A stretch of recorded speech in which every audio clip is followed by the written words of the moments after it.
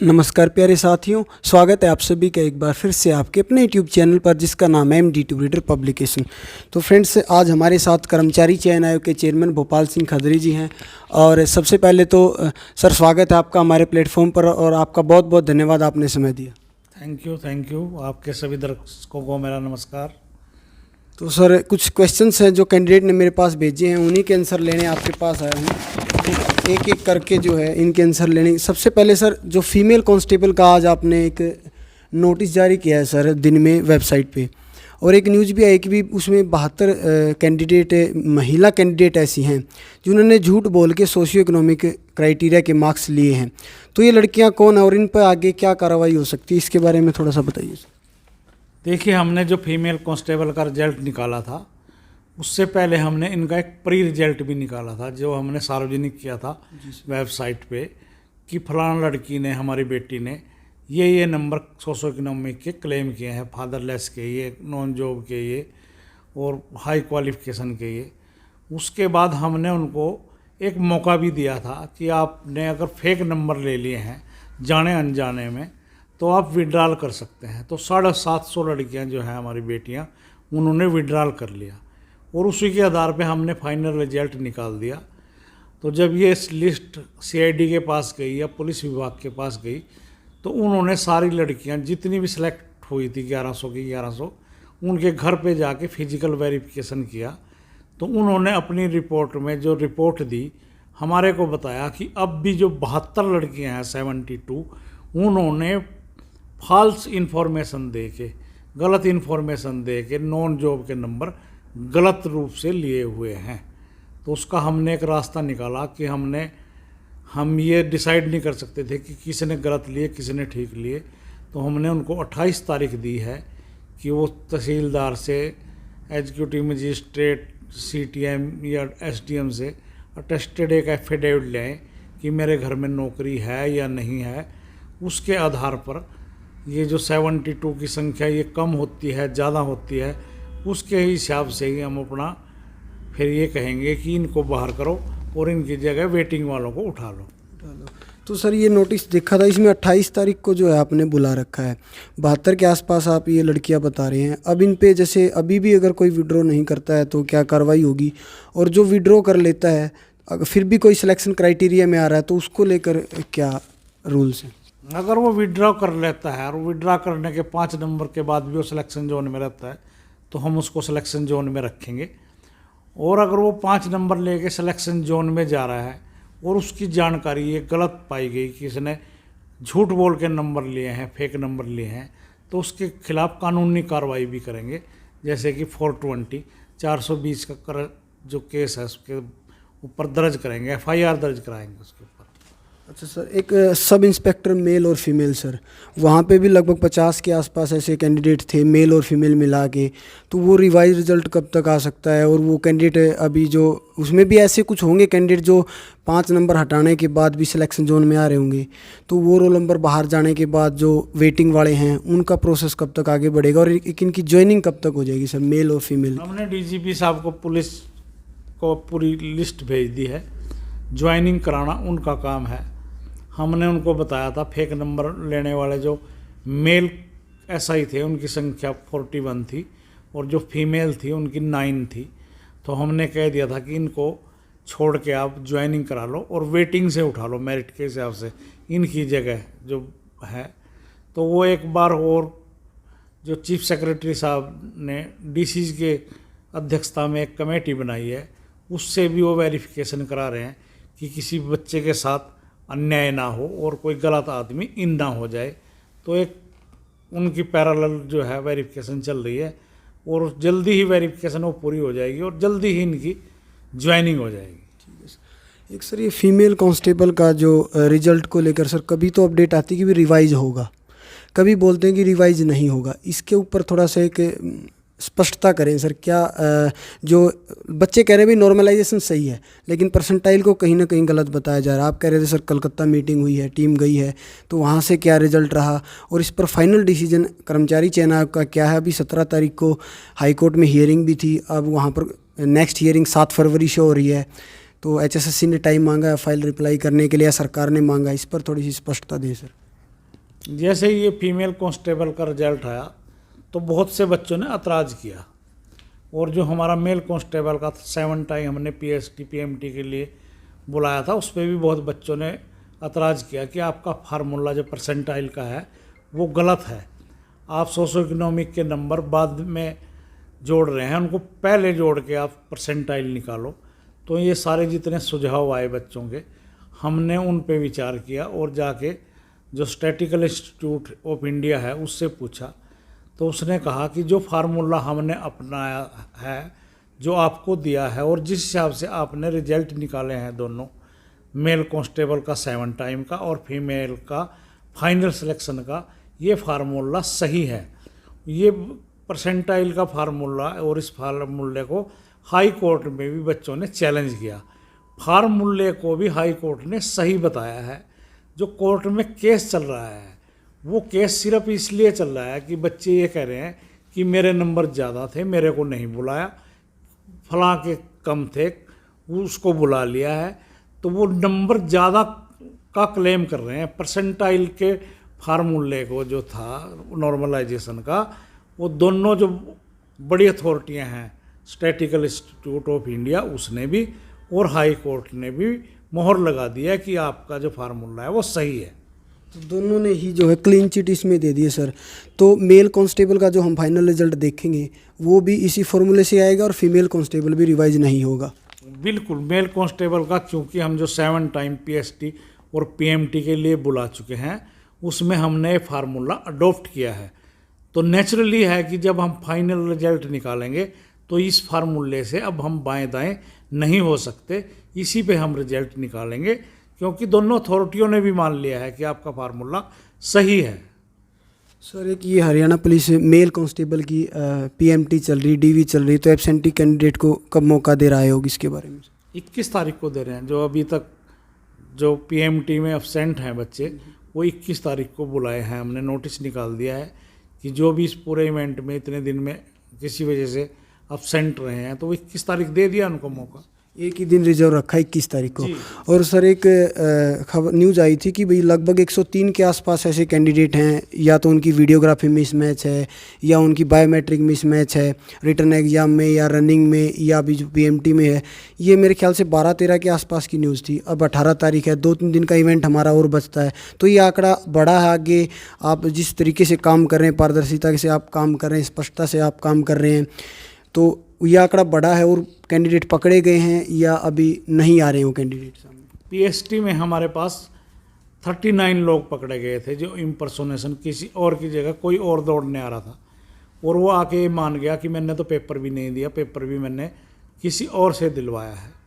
अब हमारी PMT चल रही है, इसमें भी लगभग हमारे पास 80 के करीब ऐसे लोग पकड़े गए हैं जो इम्पर्सोनेशन है कि उन्होंने पेपर किसी और का दिया है। और यहाँ तक कि है मनदीप जी, बहुत इनोसेंट बच्चे तो ऐसे हैं जिन्होंने ये भी नहीं पता कि हमारा पेपर किसने दिया और कौन हमारे दौड़ के लिए आया जो पकड़ा गया। तो एक दलालों के चंगुल में ऐसे बच्चे फंसे जो उनके झांसे में आ गए। पर हमारे अपने सिस्टम पे पूरा भरोसा है कि एक भी बच्चा ऐसा इम्पर्सोनेटर या सीटर जो है हम भर्ती नहीं होने देंगे, हम सब किसी न किसी स्टेज पे उसको पकड़ ही लेंगे।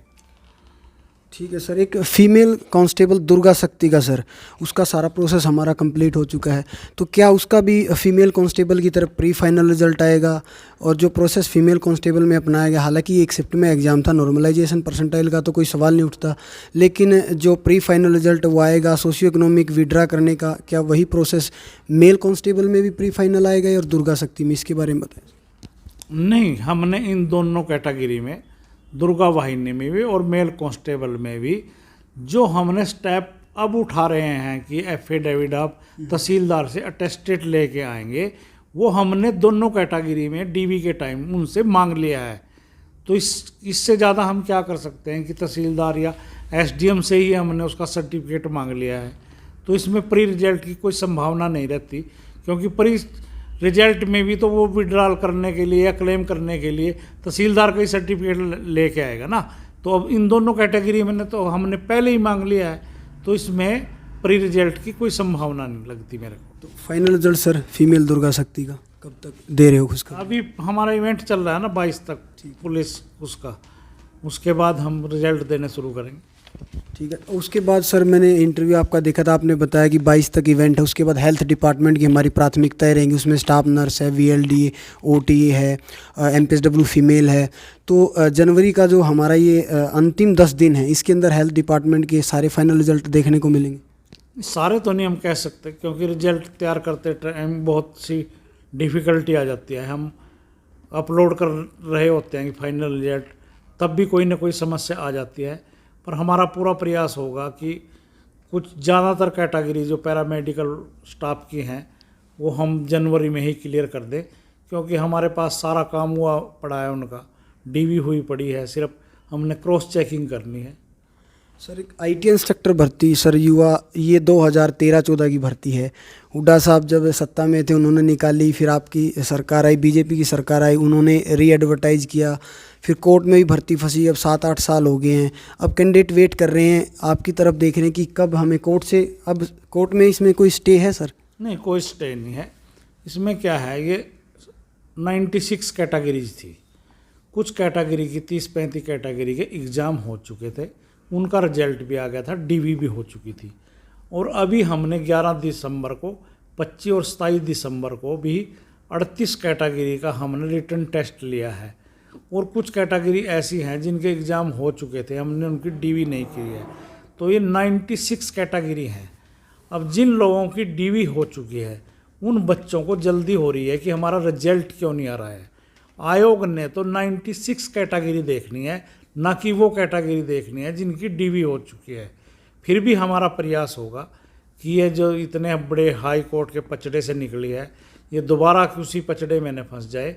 तो हमारी प्राथमिकता होगी कि इन रिजल्टों को भी हम जल्दी दें, कम से कम ये प्रोसेस शुरू करके कुछ ना कुछ रिजल्ट आ जाएं और बच्चों को और हमारे को हाई कोर्ट में या किसी बड़ी कोर्ट में कहने का मौका मिल जाए कि हमने तो रिजल्ट देने का प्रोसेस शुरू कर दिया है।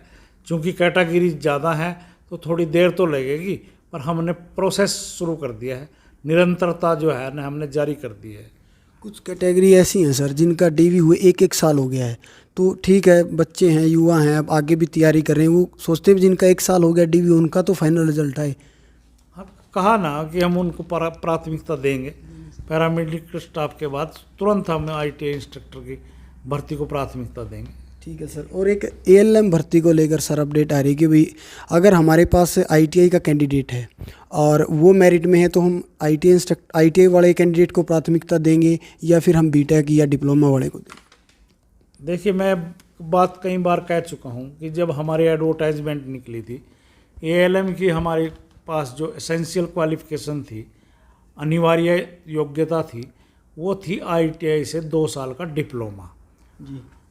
और उसके बाद कुछ बच्चों ने जो BTech थे और पॉलिटेक्निक से डिप्लोमा थे, उन्होंने भी एग्ज़ाम दिया एक तरफ। दूसरा हमारे पास एक इंस्ट्रक्शंस हैं चीफ सेक्रेटरी साहब की कि अगर आपके पास हायर क्वालिफिकेशन वाला कोई अपने से लो पोस्ट पे लगना चाहता है तो आप उसको इग्नोर नहीं कर सकते।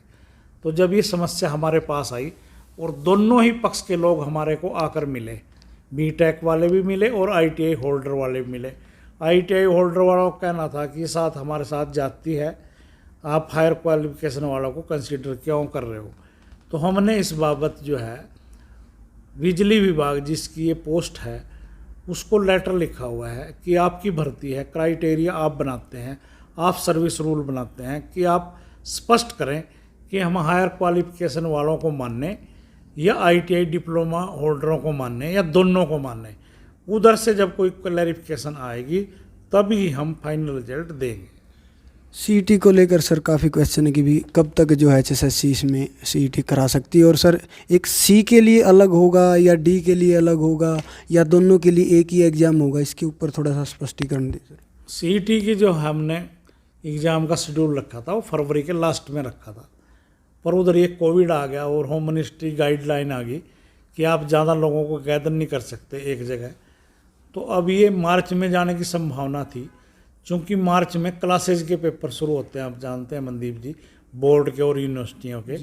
तो अब ये पेपर जो है अप्रैल में होगा CET, और CET सी और डी दोनों कैटेगरी के लिए अलग अलग होगा।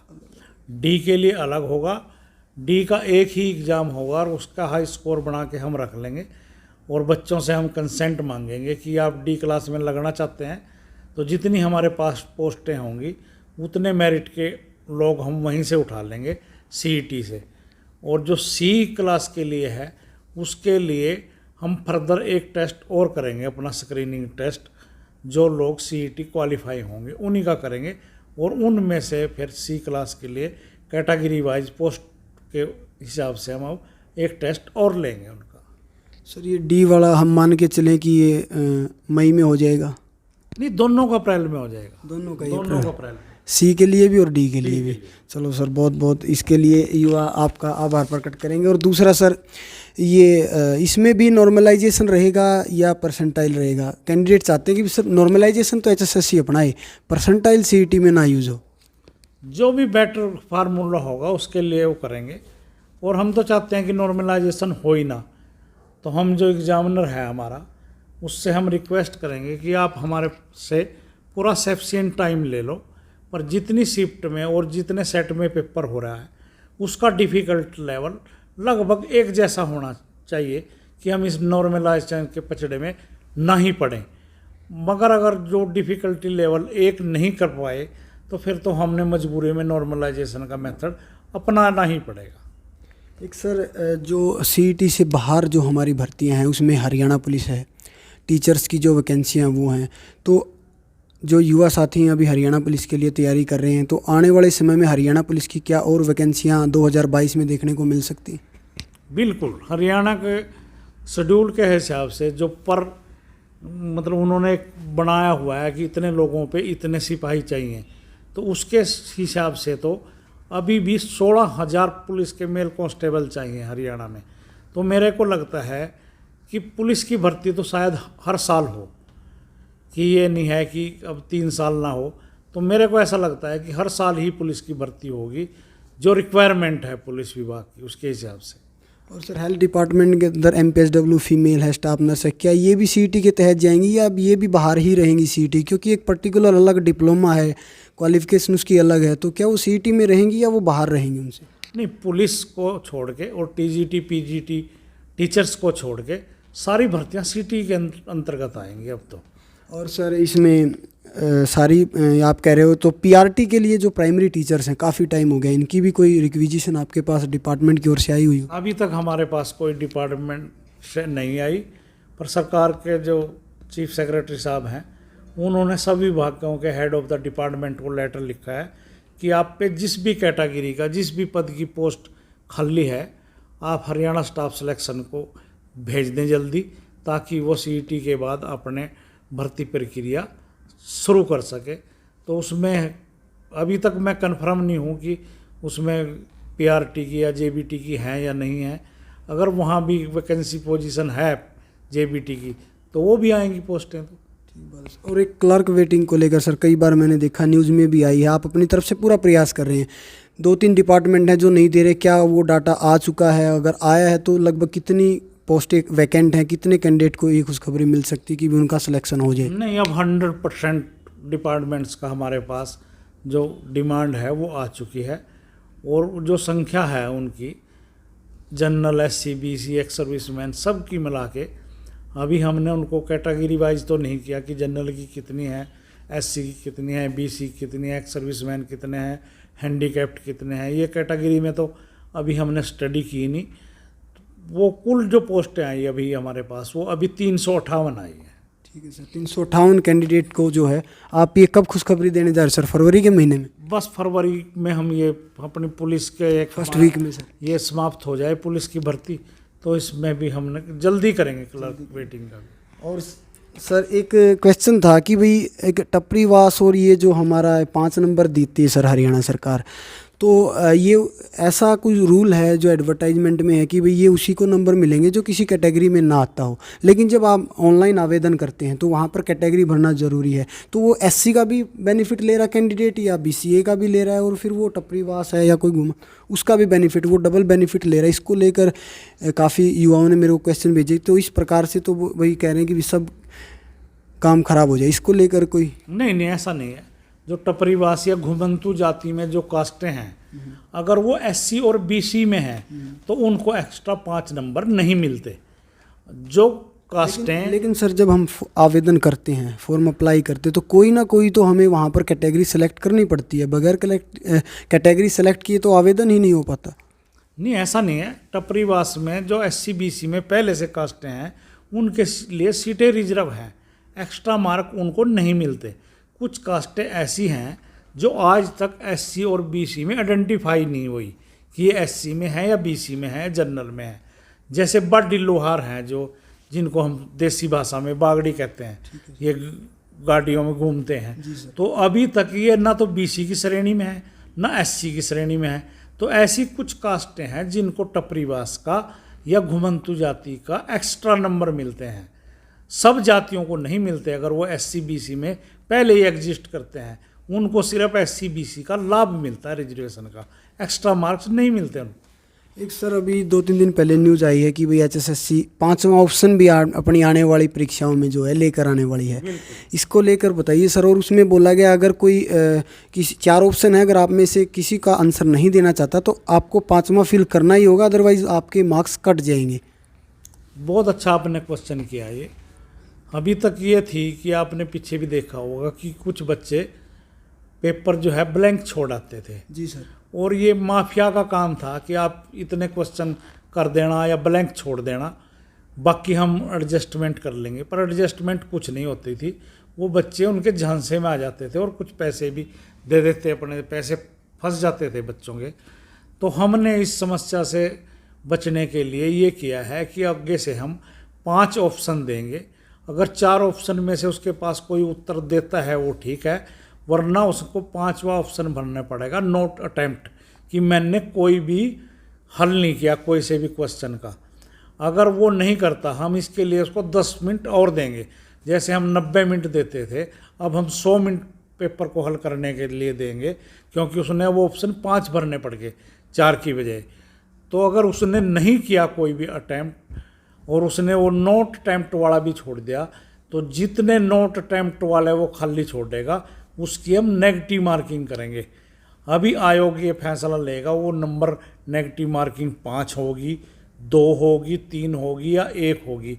पर अब वो बिल्कुल भी नो अटैम्प्ट का तो उसने भरना ही पड़ेगा। जैसे इलेक्शन में उसके पास नोटा का ऑप्शन था, तो अब नोट अटैम्प्ट का उसके पास ऑप्शन रहेगा, जो कंपलसरी होगा। और इसका बहुत से जो एक्टिविस्ट हैं और उन्होंने स्वागत किया है कि ये जो फ्रॉड चल रहा था कि आप इतने क्वेश्चन करके आ जाना या ब्लैंक छोड़ देना, इससे एक निजात मिलेगी। तो सर ये जो आप कह रहे हो कि नोटा कोई ना कोई आपको सेलेक्ट करना पड़ेगा, तो ये सिर्फ नेगेटिव मार्किंग उनकी होगी जो खाली छोड़ के आएंगे, या फिर उनकी भी नेगेटिव मार्किंग होगी जिनका आंसर गलत होगा? नहीं, आंसर गलत की कोई नेगेटिव मार्किंग नहीं होगी।